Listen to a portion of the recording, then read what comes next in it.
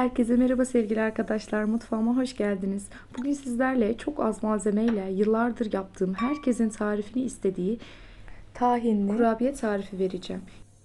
1 çay bardağı tahin, 1 çay bardağı kavrulmuş susam, 1 çay bardağı sıvı yağını kabımıza ekleyelim.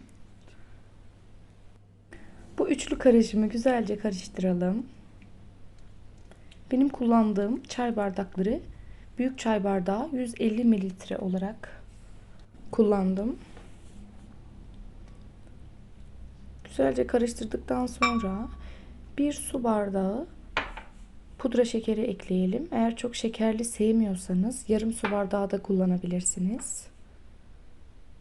Yarım paket kabartma tozu.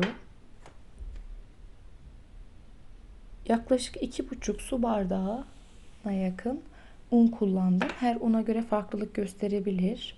Ele yapışmayacak. Kıvamlı bir hamur elde edelim.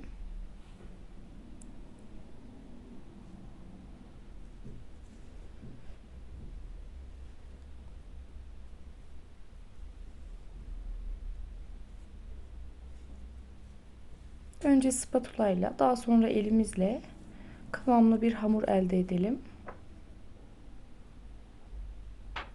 Unu kontrollü bir şekilde ekleyelim. Ben azar azar ilave ediyorum.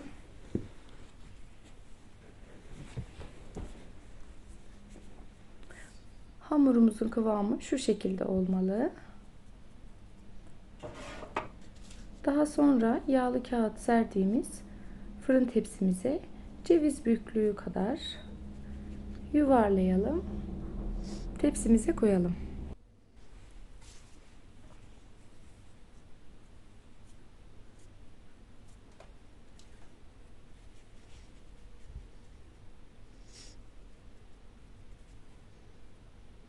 Hepsini aynı şekilde yapalım sevgili arkadaşlar.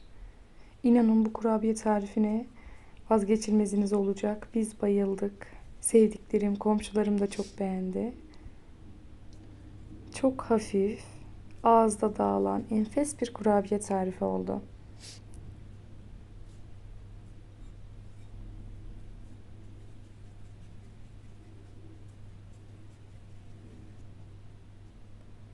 Hepsini tepsiye dizdikten sonra 160 derece hafif pembeleşene kadar pişirelim. Kurabiyelerimiz şu şekilde çok güzel çatladılar. Damakları da çatlatacak bir kurabiye tarifi oldu.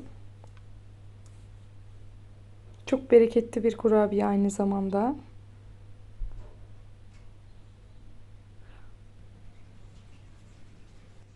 Buzluğa koyup dilediğiniz zaman çıkartıp tekrar tüketebilirsiniz. Hiçbir şekilde bozulma olmuyor. Şöyle yakından göstereyim. Kıvamı o kadar güzel oldu ki yemek için sabırsızlanıyorum. Şu şekilde tabağa koyup size hemen tadım aşamasını göstermek istiyorum.